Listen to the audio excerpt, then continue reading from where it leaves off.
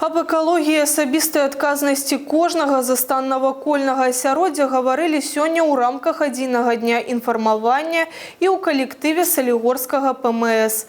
З работнікамі прадпрыемства сустрэлася Алла Калеева. Спікер адзначыла, што гэты напрамак застаецца безумоўным прыярытэтам дзяржаўнай палітыкі. За апошнія гады ў Беларусі шмат зроблена для захавання і паляпшэння навакольнага асяроддзя. За 10 гадоў выкід забруджвальных рэчываў у атмасфернае паветра знізіўся больш як на трэць, больш чым на палову ад аўтамабільнага транспарту пры значным росце яго колькасці. У выніку будаўніцтва і мадэрнізацыі ачышчальных збудаванняў за апошнія 20 гадоў аб'ём скіду недастаткова вычышчаных сцёкаў у вадаёмы краіны скараціўся амаль у 7 разоў, што дало магчымасць давесці долю вычышчаных амаль да 100%. Па выніках 2025 года перапрацоўваецца і паўторна выкарыстоўваецца 48,9% адходаў. Разам з тым эфектыўнасць работы дзяржструктур у многім залежыць ад разумення з боку грамадства, ад асабістай адказнасці і непасрэдняга ўдзелу кожнага грамадзяніна, адзначыла Алла Калеева.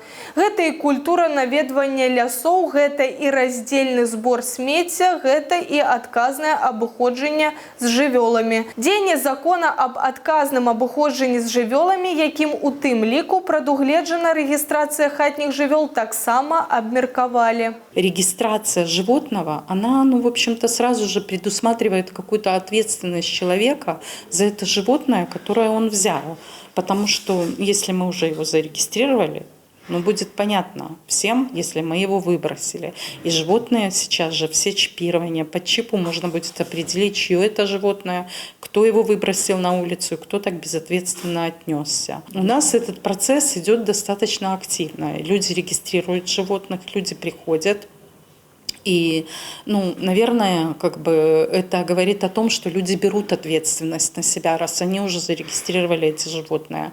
Хотелось бы, чтобы и в сельских населенных пунктах тоже люди как-то активнее к этому относились. И когда у нас поступать начнут налоги, то, естественно, мы сможем пускать эти налоги для улучшения вот этой инфраструктуры, чтобы люди могли качественно выгулять своего питомца. Это очень актуально, потому что вот, например, сегодняшняя тема экологическая, это действительно актуальная тема и насчет борщевика, и золотарник. Мы что же, как предприятие мелиоративных систем, тоже боремся с этим, потому что на каналах тоже произрастание и борщевика есть, и золотарника, и с кашевым, и травим. То есть, вообще тема сегодняшняя и про животных, она очень актуальна.